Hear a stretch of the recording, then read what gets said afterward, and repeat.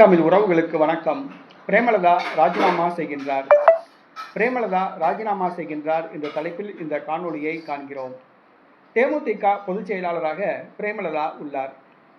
பிரேமலதா திமுகவுடன் கூட்டணி அமைத்து 10 தொகுதிகளில் போட்டியிட்டார். 9 தொகுதிகளில் தோல்வியடைந்தார்.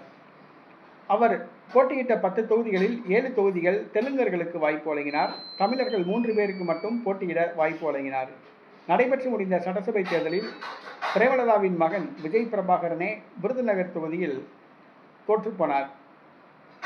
அந்த கட்சியின் மற்ற 9 வேட்பாளர்களும் தோற்றுப்போனார்கள். பிரேமலதா மட்டும் நூலிலையில் வெற்றி பெற்றுள்ளார். தற்பொழுது பிரேமலதா தனது தேமுதிக பொதுச் செயலாளர் பதவியை ராஜினாமா செய்ய முடிவு செய்துள்ளார். தோல்விக்கு பொறுப்பேற்று அவர் ராஜினாமா செய்ய வேண்டுமென தேமுதிக மாவட்ட செயலாளர்கள் விரும்புகின்றனர். தேமுதிக மூத்த தலைவர்கள் விரும்புகின்றனர். ஆகவே பிரேமலதா தோல்விக்கு பொறுப்பேற்று தனது பொதுச் செயலாளர் பதவியை ராஜினாமா செய்ய உள்ளார். அவருக்கு பதிலாக அவருடைய மகன் விஜய் பிரபாகரன் தேமுதிக பொதுச் செயலாளராக பொறுப்பேற்பார் என கூறப்படுகிறது. பிரேமலதா நாளைய தினம் தமிழக வெற்றிக் கழக அரசுக்கு எதிராக வாக்களிக்கின்றார். அடுத்து நடைபெற உள்ள உள்ளாட்சி தேர்தல், பாராளுமன்ற தேர்தலில் திமுக கூட்டணியில் அவர் தொடர்வாரா, திமுக கூட்டணியை விட்டு விலகுவாரா என்பது தெரியவில்லை. பொறுத்திருந்து பார்ப்போம்.